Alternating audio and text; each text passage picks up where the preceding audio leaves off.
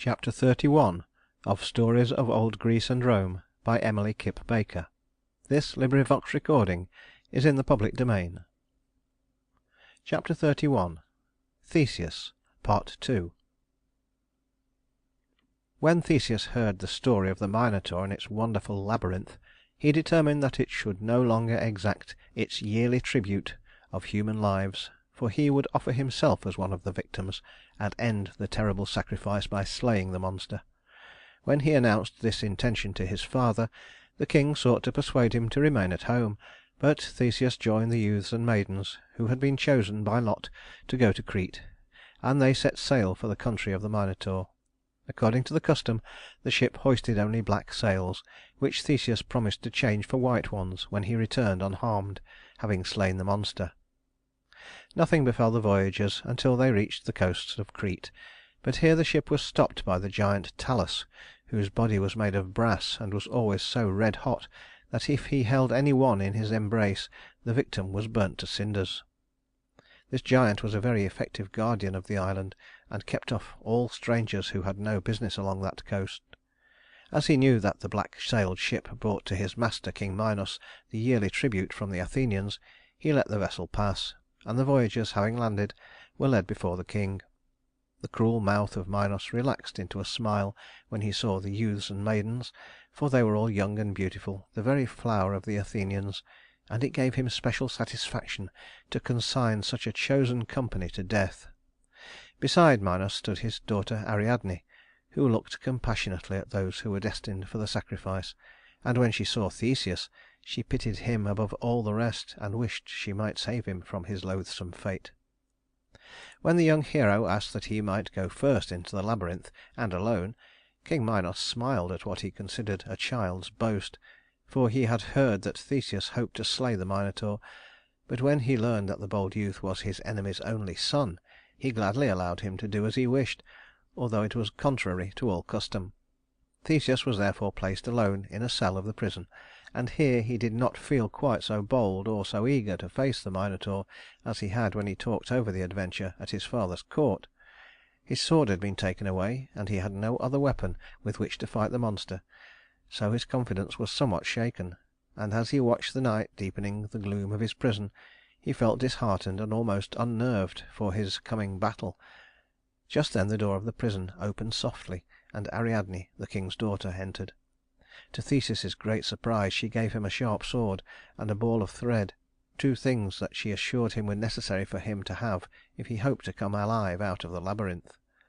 She bade him fasten one end of the thread to the entrance of the cave, and keep the ball tight in his hand, so that it might lead him back through the intricate windings after he had slain the Minotaur. Theseus was very grateful to Ariadne for her assistance, without which he would never have been able to encounter the monster or to escape from its wonderful labyrinth. He assured the maiden that his father would send her a generous reward of gold and jewels, but she refused to accept any return for her kindness until Theseus ventured to suggest that if she would become his wife he would be proud to take her back with him to Athens. To this Ariadne gladly agreed, and they plighted their troth in the murky darkness of the prison. When at dawn of the following day the hero, now full of courage and sure of success, was led to the labyrinth, he fastened one end of the thread to the entrance. Then, with his hand on his sword, which was hidden under his long cloak, he stepped boldly into the cave from which no human being had ever come out alive. The passage was narrow and dark, and strewn everywhere with whitening bones, so Theseus stepped very cautiously, with his ball of thread held fast and his hand ever ready on his sword.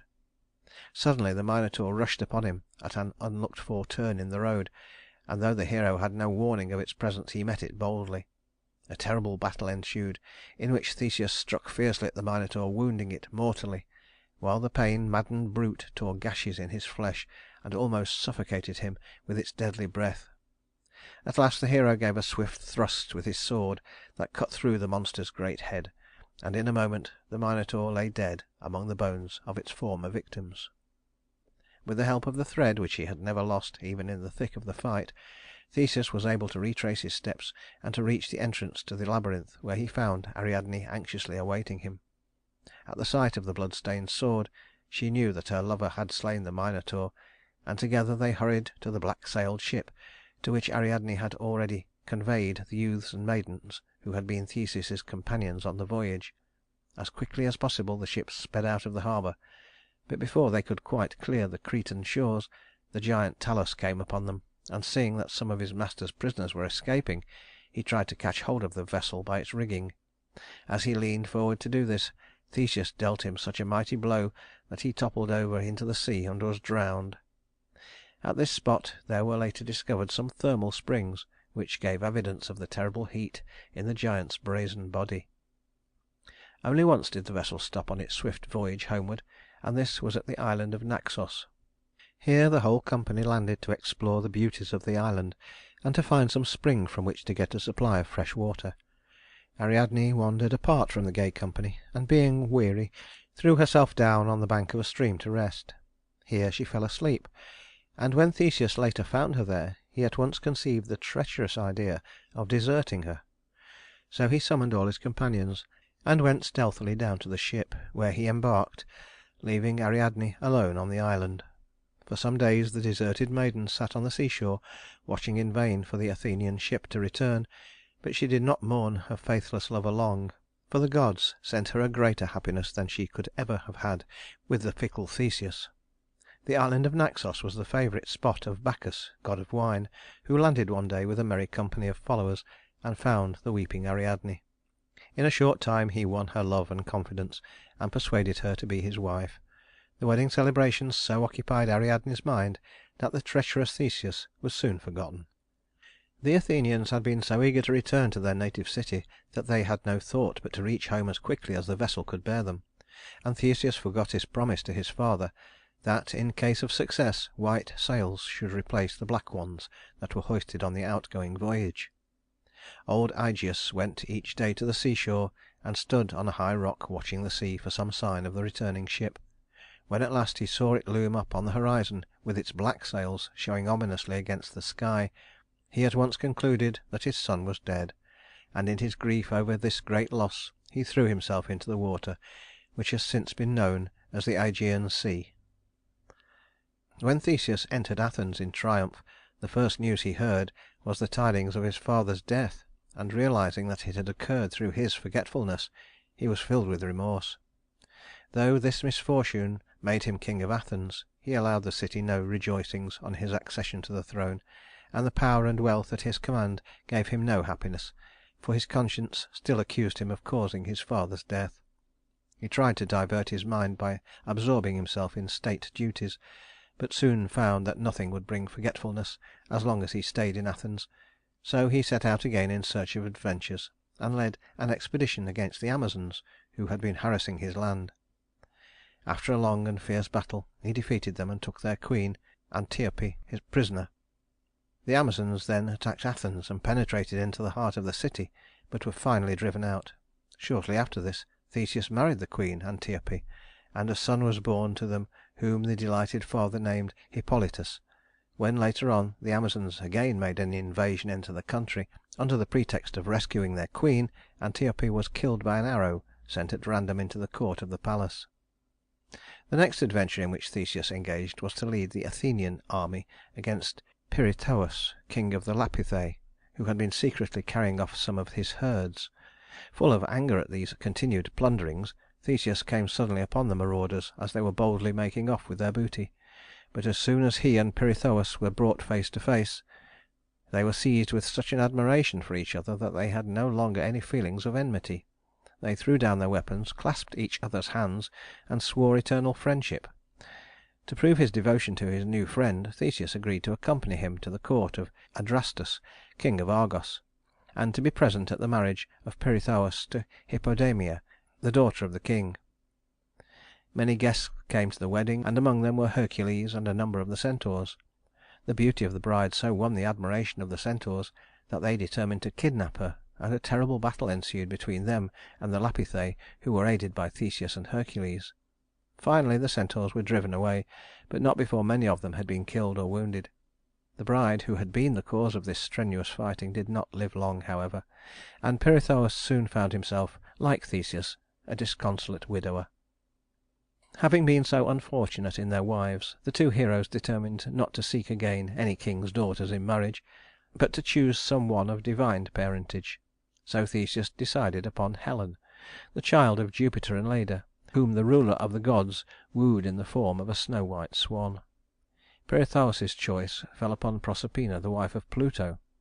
Theseus succeeded in carrying off Helen, but as she was at that time a mere child, he left her in the care of his mother Aethra until she should be old enough for marriage. Meanwhile Helen's twin brothers, Castor and Pollux, having discovered who her abductor was, waited until he was absent on the venture with his friend Pirithous, and then went to the rescue of their sister, whom they took forcibly from Aethra and carried triumphantly home to Sparta. Of these twin brothers Castor was mortal, and some time later was slain in battle. Pollux, who was immortal, then begged Jupiter to let him die also, that he might not be separated from his brother. The ruler of Olympus, touched by this evidence of devotion, allowed Castor to return to life on condition that Pollux would spend half of his time in Hades. Later on both brothers were translated to the heavens, where they form a bright constellation, one of the signs of the zodiac.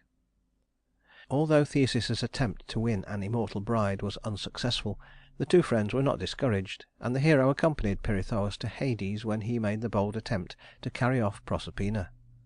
Pluto, having discovered their intention, was so enraged at the insult that he fastened Theseus to an enchanted rock and bound Pirithous to the ever revolving wheel of his father Ixion. When Hercules went down to Hades to ask Pluto's permission to carry the three-headed dog Cerberus to the court of Eurystheus, he freed Theseus from the enchanted rock and thus enabled him to return to Athens. Though somewhat advanced in years, Theseus decided to marry again, and chose as his bride the beautiful Phaedra, a younger sister of Ariadne. An embassy was accordingly sent to ask for the maiden's hand in marriage, and later she was brought to Athens, but she was not at all pleased with her elderly husband, and much preferred his handsome young son Hippolytus, whose years were better suited to her own. She tried to persuade Hippolytus to elope with her, and when he indignantly refused to be so disloyal to his father, Phaedra's affection for him turned to hate, and she determined to make him pay dearly for thus scorning her love. So she went to the king and told him that Hippolytus was trying to persuade her to desert the husband she adored, and the infatuated Theseus, believing her story, vowed to punish the youth for his treachery. Learning that his son was then driving his chariot along the seashore, the king implored Neptune to avenge his wrongs, and the obliging sea god sent a huge wave over the chariot, which dashed it against the rocks and threw the lifeless body of Hippolytus on the beach. When Phaedra saw what had happened as the result of her false accusations, she was filled with remorse and despair, and after confessing her wickedness to the king, she hung herself. One story relates that Diana, pitying the innocent Hippolytus, restored him to life with the aid of Aesculapius, and, to remove him from the power of his irresponsible father, placed him in the care of the nymph Egeria. Theseus, having grown bitter from his many misfortunes, now became so stern and tyrannical that his people began to hate him and to wish for another ruler. At last, driven to desperation by his harsh measures, they banished him to the island of Scyros, where King Lycomedes treated him at first with great kindness. But he soon grew tired of the old man's presence and decided to get rid of him. So one day, when Theseus was walking along the cliff's edge, a servant stole up behind him and threw him into the sea. When the Athenians heard of the fate that had befallen their king, they repented of having sent him into banishment, and now, in a sudden revulsion of feeling, they made him a national hero. Later on he was deified as a sort of demigod, his bones were brought piously back to Athens, and a magnificent temple was erected in his honor on the Acropolis. End of chapter 31.